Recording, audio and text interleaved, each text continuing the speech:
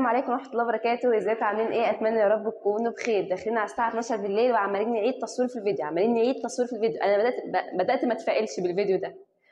يلا المهم هنتكلم النهارده عن ازاي تقفل المواد كيمياء وفيزياء واحياء، ولكن المره دي مش للثانويه الازهريه بس، ثانويه عامه وثانويه ازهريه، وكمان من افضل المدرسين اللي انت تراجع معاهم.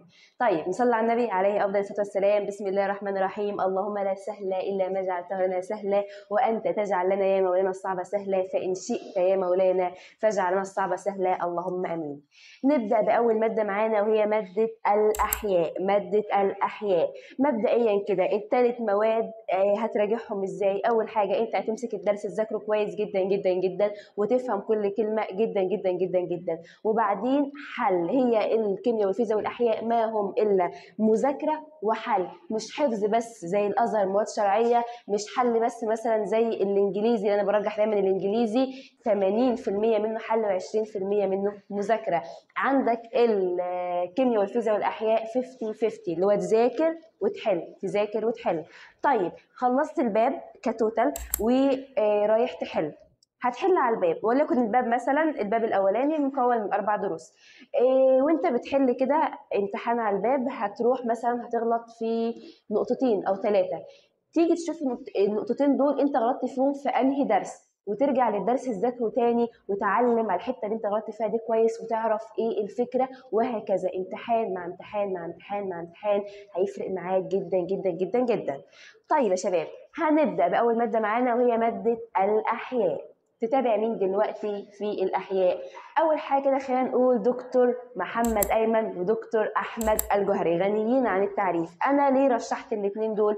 الاثنين دول رشحتهم عشان انا كنت متابعاهم في ثالثه ثانوي وكنت بسمع لهم فيديوهات، فعارفه قد ايه هم ما شاء الله عليهم في شرح وحل، شغالين جامد جدا جدا جدا، وطبعا غنيين عن التعريف. يعني مش محتاجين ان انا اقعد احكي واتكلم عن دكتور محمد ايمن، دكتور احمد الجوهري مش محتاج ان انا اقعد اتكلم عنهم كتير. وطبعا هل في مدرسين تانيين على اليوتيوب؟ طبعا في مدرسين تانيين على اليوتيوب، ولكن انا بتكلم تاني وبقول ده من وجهة نظري الشخصية او من تجربتي الشخصية اللي انا اتعاملت معاها.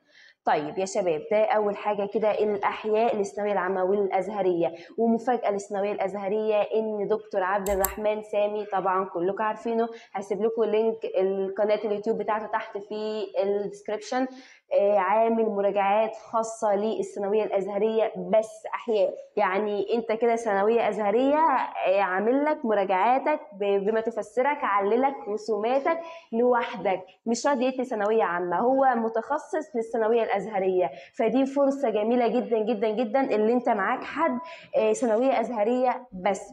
طيب وهتقول له كمان عشان تعرفوا ان انا خيري عليكم دايما كده، اللي انت هتقول له اللي انت جاي من تبعي هيعمل لك خصم حلو جدا جدا جدا جدا. اعمل لكم اكتر من كده ما اناش عارفه. دكتور عبد الرحمن سامي هسيب لكم برضو لينك التليجرام بتاعه تحت. طيب ده بالنسبه للماده الاولى الاحياء، واحنا قلنا كتوتال هنراجع الماده ازاي. طيب ندخل على تاني ماده، ماده ايه؟ الكيمياء. ماده هتتابع مين فيها؟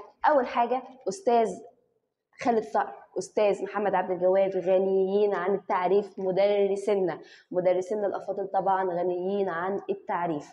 برضو انا ذكرت ليه استاذ محمد عبد الجواد واستاذ خالد صقر عشان هم اللي كنت برضو بتابعهم يوتيوب، وانا عارفه قد ايه مش محتاجه بجد ان انا اشكر فيهم، يعني مش محتاج ان انا اشكر فيهم واقول لك مميزات دكتور استاذ خالد صقر ومميزات الاستاذ محمد عبد الجواد.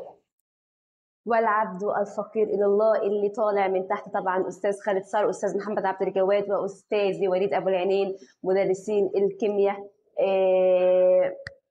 الطالب ده حب كده مش هيعرف يدخل في وسط العظماء دول طبعا، ولكن احنا بنجتهد وبنعمل اللي علينا وعاملين مراجعه جباره يعني فيها مجهود جامد جدا جدا جدا للثانويه العامه والثانويه الازهريه.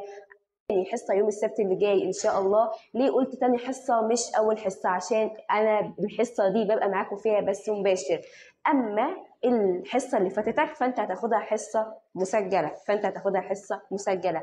وهنحل من 5 كتب، حل 5 كتب. بالنسبه للثانويه العامه هنحل من الوافي وكتاب الامتحان وكتاب بنك المعرفه. اما الازهر كتاب المرشد والامتحان نسخه قديمه، غير الامتحان اللي بنعمله على كل باب وبيبقى بجوائز قيمه، مبادئ، اخلاق، الجوائز القيمه اللي احنا بنحبها دي.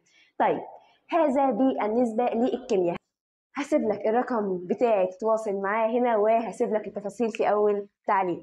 صلى على النبي تاني عليه افضل الصلاه والسلام. بالنسبه للفيزياء، وحش الفيزياء الاستاذ محمد عبد المعبود. استاذ محمد عبد المعبود طبعا انا كنت براجع معاه ليالي الامتحانات. ويعني المشكله انا طالعه بتكلم يعني عن ناس انا شايفاهم حاجه عاليه جدا، فانا مفيش كلام لاقيه اللي انا اقوله، اللي انا اعبر بيهم مثلا عن شكرهم او حاجه عظمه الصراحه يعني. فتلاقيني باللي هو بقول ايه استاذ كذا واسكت. هو مفيش كلام بصراحه يعني يفي حقه، وطبعا برضو استاذ محمود مجدي برضو كفيزياء برضو حاجه عظمه جدا انت تراجع معاها فيزياء.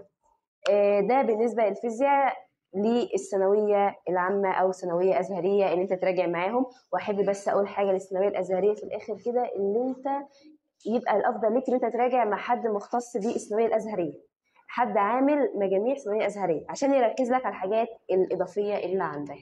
بس ده كان الفيديو بتاعنا. اذا كنت ثانويه عامه، اذا كنت ثانويه ازهريه، بنتكلم عن الكيمياء والفيزياء والاحياء. اتمنى اكون افدتكم ولو جزء بسيط. وصلى الله وسلم وبارك على سيدنا محمد وعلى اله وصحبه وسلم. وما تنساش تعمل شير للفيديو وتعمل لايك وتكتب لنا تعليق، عشان ده بيفرق جدا. الفيديوهات ما بتوصلش ليه عشان حضرتك قاعد بتتفرج وبتسمع الاخر، ما بتعلقش، ما بتعملش لايك. يلا، السلام عليكم ورحمه الله وبركاته.